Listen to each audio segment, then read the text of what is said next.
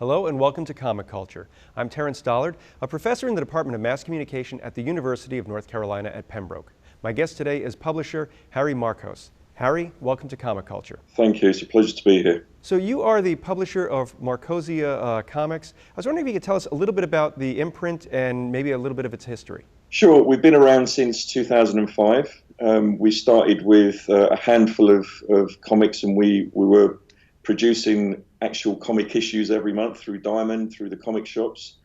We've evolved since to produce primarily graphic novels in print now and still do issues digitally. And we've grown now to have a portfolio of around 400 IPs, and it's growing year on year. We release approximately 60 books a year now. So, we're growing at a good pace now, and it's looking very positive at the moment.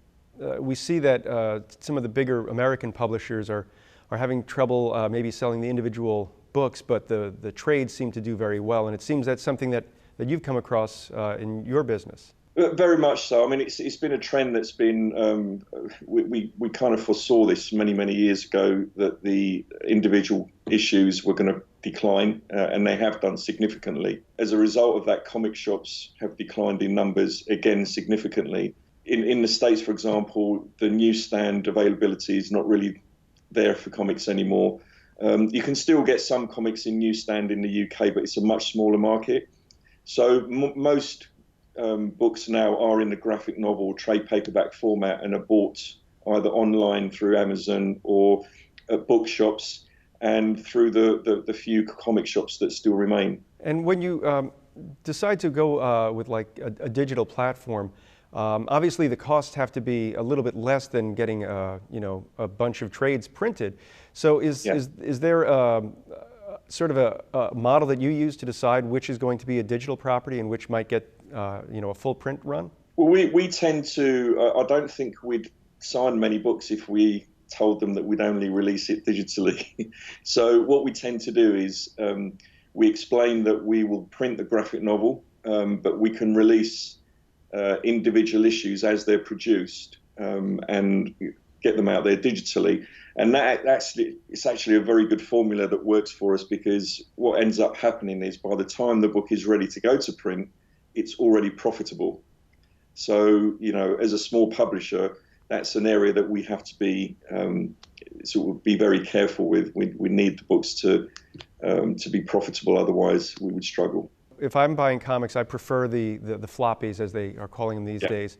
I enjoy having the issue, and I have a hard time with digital. So it's cool to see that there's an option for someone like me who's got that more old school approach and the modern reader. But the question I would ask is, are you giving away too much when you're giving it out digital? Would that impact the hard sales, or is it something where you know that you've got a customer who's going to only want it in a hard copy? I actually look at it as two separate markets now. I don't think, we're not a huge publishing house that's going to be impacted too significantly by things like that. But I also see it as a generational thing, and I prefer the print medium, but the younger generation prefers the digital version they can even read on their phone. So, we have to provide for the people that want to read our books, and we'll give them every option that we can.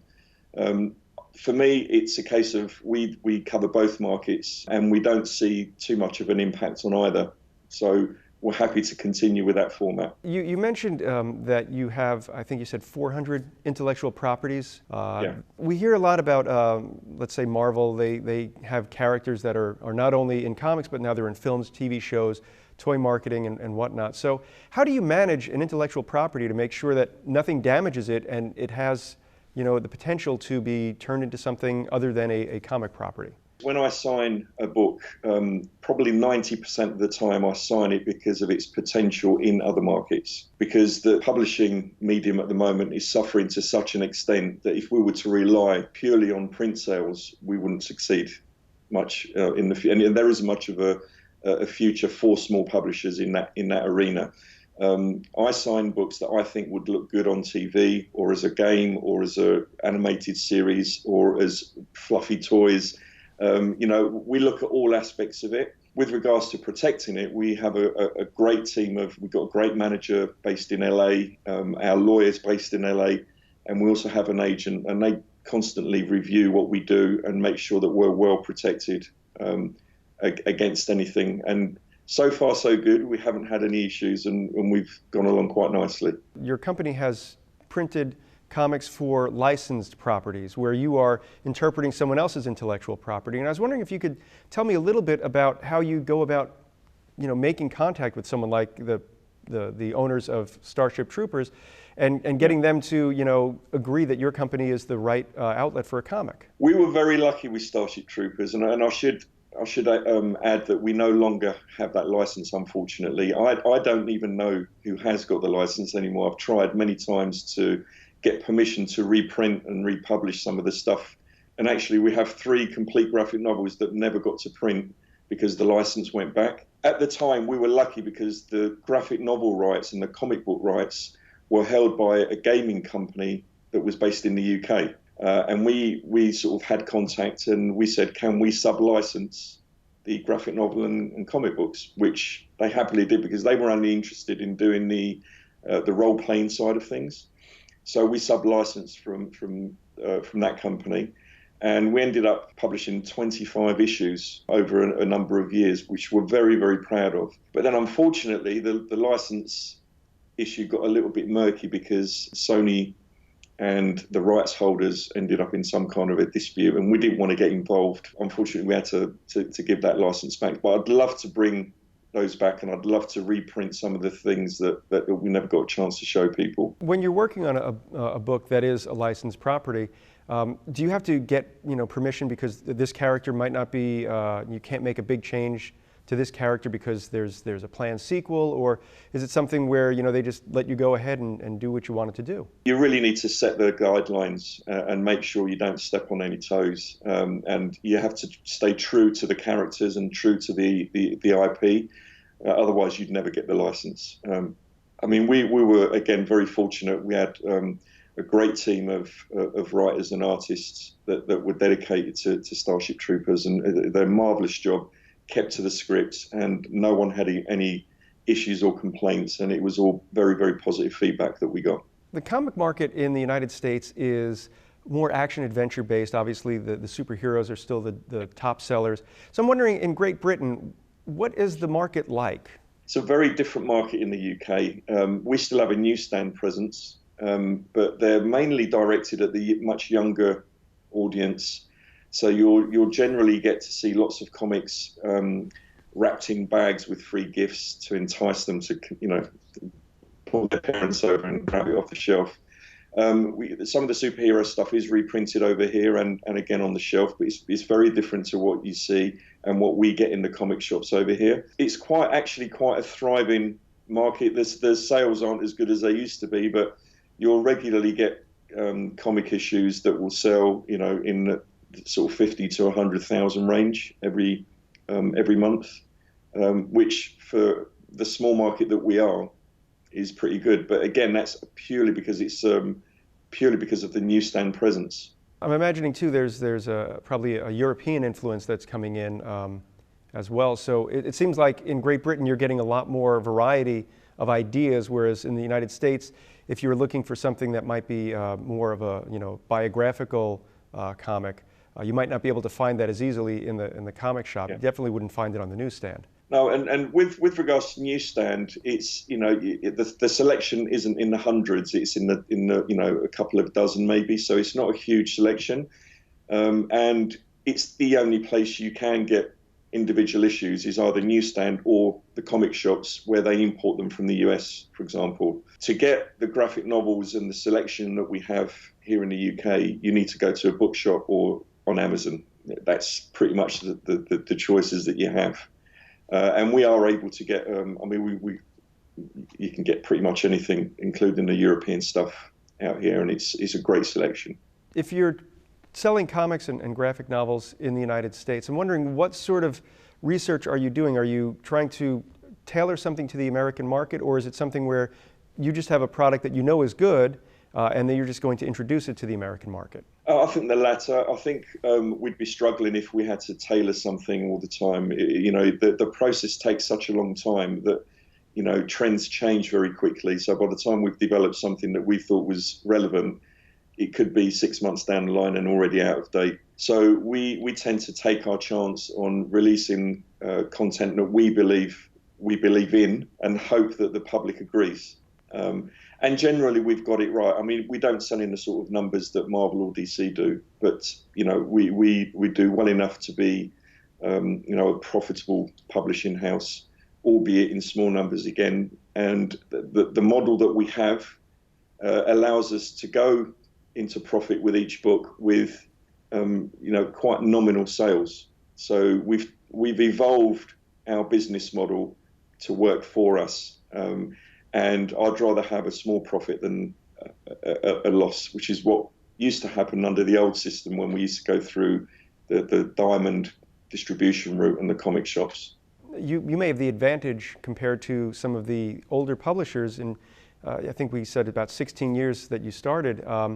You were founded during the age of the internet, and so I'm just wondering if that has given you the advantage that you're able to turn away from the traditional method to this digital release and then printing the graphic novel after it's been profitable. We've had to, in order to survive, that's what we've had to do.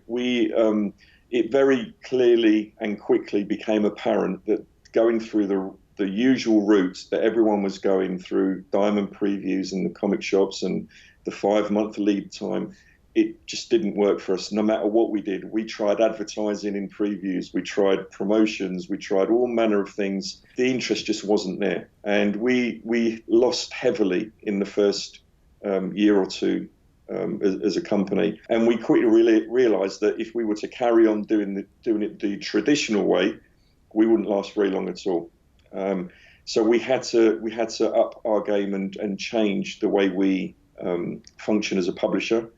And like I said, it's evolved to the level where we have very low risk now in terms of costs, etc., and are able to manage it during these difficult times and stay not just survive, but actually be healthy with a great future, with great potential. And it's that potential that is going to lead us to other things in the near future. I read an article that said that in the U.S., graphic novel sales rose in 2020 because I guess more people were home and they were looking for something to read. And I'm just wondering, have you noticed that in Great Britain as well, that the sales have reflected the fact that maybe people aren't getting out and they've got a little bit more free time in their hands to read? I can't speak for other publishers, but we've seen a growth in the past year. Again, I think people tend to sort of lean towards the brands and the characters and the publishers that they know. So I imagine some of the larger publishers have done quite well in terms of the graphic novel sales. We have maintained quite a consistent level of sales and increased sales over the past year. And I'd like to think it's because our business model allowed for that and we weren't badly affected. Whereas I know that some publishers have been very badly affected by it. And now, you also said that going through Diamond distributors, you would have like a 5-month lead time before the issue could be in someone's hands. Yeah. So I'm wondering, in this age of digital, you've got artists who are probably working on, the Cintiq, and they're just able to upload their files to you. How quickly do you turn that file that comes in around? Because I think Eric Larson posted something on Twitter once where he got the colors in on a Thursday, and by next Friday the comic was in the shops. We don't do it that quickly, but we have once we've had the files and we've sent a proof for approval. Once it's approved, we can have it released in about 4 to 6 weeks, which is a really good turnaround time. And the best part of it is we release it when we want to release it. We're not led by anyone else. So we can get books out when we think they're best to be released. In that time between when the book is completed and the time that you're going to release it, how do you let the public know that you've got this book coming out on the digital platform? We've tried many things. Some have failed miserably. We've seen some success with others. We currently have a weekly newsletter, and actually we've got a campaign going on at the moment. So if anyone goes to our website and signs up for our newsletter, they are given 10 free comic books to read. Digitally, I should add. We're trying to increase our database of people that we can send this newsletter out each week. And the newsletter has all the new releases of that week, print and digital, and also a spotlight on one of our older books as well. So that's something we're very proud of, and our editor-in-chief has done a great job with that, Ian Sharman. We have tried the usual PR route in the past, where we've sent maybe 100 or 200 emails out to reviewers or websites, and we've maybe had 2 or 3 responses. However, if a creator does it, that rises to 30 or 40 responses. So we quickly realised that people would rather hear from the writer or the artist than the publisher. And if that's how it works, then that's fine. So we kind of ask our creative partners to contribute to promoting their books, and it's worked well. And what about traditional, well, I guess traditional is kind of silly because it's still relatively new, but social media, Twitter or Facebook or Instagram, are you using those tools to sort of, reach out to new readers? We've got all the accounts, some that I don't even know of. Again, Ian has done a great job running that, but we've got a decent following on social media. Again, it's something that we really want to increase. We see that as a very important part of the future. So that is something that we will be investing in over the next year quite heavily to increase awareness, because it's very difficult sending out press releases as a small publisher, because within 30 minutes, Marvel and DC have brought out another 20 books, and ours is completely lost in the mix, So unless people know what to look for, it's very difficult to see any of our press out there at the moment, which is a little bit sad. So we have to try other means to spread the word. And I think a dedicated database of fans is probably the way forward for us. And people will talk about how good our books are, and hopefully we'll get more people. It's interesting because you talked about the writers and artists as your creative partners. And I'm just wondering if you can tell me, let's say I've got a great idea for a comic and I want to publish it. Is it something where I approach you, or you just have a list of people that you've seen their work and maybe you ask them if they've got something that they'd like to, print? It works both ways, but in general, I mean, I get about 100 submissions a month that I go through, and I might sign 2 or 3 of them. But, we've got submission guidelines on the website. It tells people exactly what we're looking for. We generally like to see, half a dozen pages of completed art and a short synopsis to give us a reasonable idea of what it's going to be like. And it's something that's worked for us very well. I mean, we have at any time probably 30 books in development. And like I said, I'm signing several books every month. And it's a model that works for us very well. When you have the books in development, what is it that you do, or your editor will do, to kind of make sure that the book is polished the right way and tells the story the best way it can? We try and limit how much influence. We prefer that the creator is the creator's baby, so they will know what they want from that book more than we do. We try and correct obvious grammar and typo errors, and we keep certain controversial things to just below the line where we can. We don't want to offend anyone, and it's an entertainment medium at the end of the day. So our input is limited to those, really. We're not in it to be controversial, or we're not in it to make drastic changes or anything like that. We're here as one of the very few publishing houses now that individuals can approach to submit their books. So we try and give them a voice where they have typically been turned away in the past. It's interesting because you just said you're one of the few publishers that will still accept submissions. So how do you protect yourself from maybe that one crackpot out there who said, well, that comic was my idea, they stole it from me? How do you cover your backside to make sure that when the submission comes in, people know that they are not going to be able to sue you? We're very careful with that, and we are very, very compliant legally. So we're all very well versed with data protection and the law. Our contracts are very comprehensive. They've been checked by Hollywood lawyers who are very tough, and everything is in there as it should be. The onus is on them to prove that we've done something wrong. We do not go out and purposely set out to steal anyone's idea or anything like that. And our contracts make it very clear that if someone has done that, it's their responsibility. So far, we have a 100% success rate. No one has accused us of anything. We've not had any, threatening letters from solicitors or attorneys or lawyers, and we're happily moving along without offending anyone, like I said. So let's say I have an idea for a comic and I approach you. How does that work? Because if I'm an unknown person, it's going to be different than if I'm like, let's say, Alan Moore. So at what point do you say that this is a conversation that you want to have, and at what point do you say, come back to me when you're a little bit more prepared? Okay, firstly, I wish Alan Moore would approach us. I wouldn't even read it. I'll just say, yes, I'll sign it. Like I said, for me, a comic book or a graphic novel is entertainment. So it has to have a good story. It has to have art that works with the story. When you've been doing it for many years, you realize quite quickly whether it's going to work in that medium. And if I like it, I say to them, what do you expect and what are you hoping for in an agreement? And we go from there.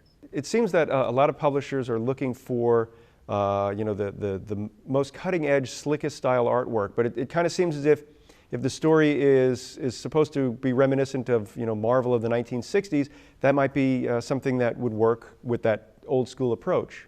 Yeah, I mean, we've published many retro style books, and we've published pretty much every genre and every type of art style. We're not looking for perfect art, and I would never go that way. I like imperfections because it shows that we're human beings and not robots, and it shows the flaws in all of us. And I'm a firm believer that if there's someone out there looking specifically for mistakes in a book, then they're not reading it for the right reasons. For me, as long as it works together, I don't mind if the art's not perfect. As long as it works together and it deserves to be read, then I'm all for it. And I see we have about 5 minutes left before we have to wrap up our conversation. So again, let's just go back to the hypothetical. I've got this great idea and I want to get in touch with you. I submit something to you. Now, a lot of people get very impatient. So at what point do I have to say I'm going to email, or at what point do I say I shouldn't email because they'll get back to me? It's the old "don't call us, we'll call you" sort of answer.